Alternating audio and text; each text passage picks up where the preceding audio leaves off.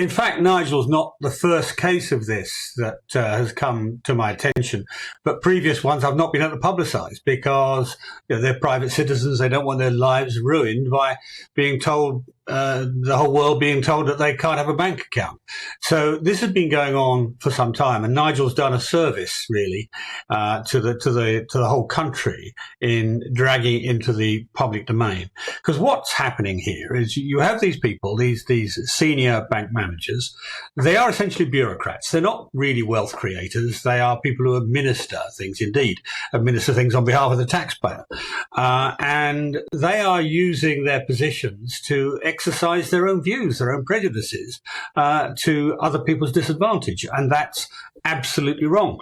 And it used to be that they thought, well, you don't have an absolute right to a bank account. Well, in this day and age, if you take away somebody's bank account, you're almost taking away their ability to operate in modern society. You can't even order a train ticket or whatever. So there's a real big problem here.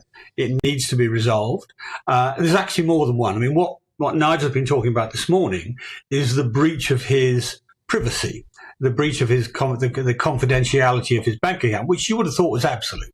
The banks are not allowed to talk about your account to anybody other than the tax authorities and the police and the anti-fraud authorities. They can't talk to anybody else about it, and yet this lady has done. So that's one part. The other part is simply this question of disqualifying people from accounts. I mean, I think this is a huge story. I think it's going to turn out to be tens of thousands of people have lost their accounts, care of the prejudices of their banks.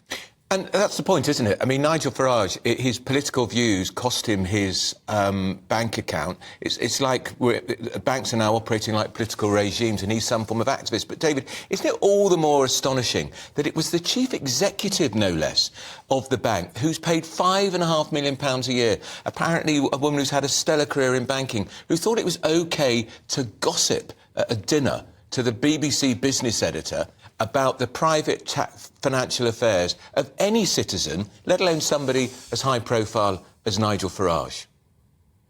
Well, I agree. It is astonishing. I mean, it shocked me when I first heard it.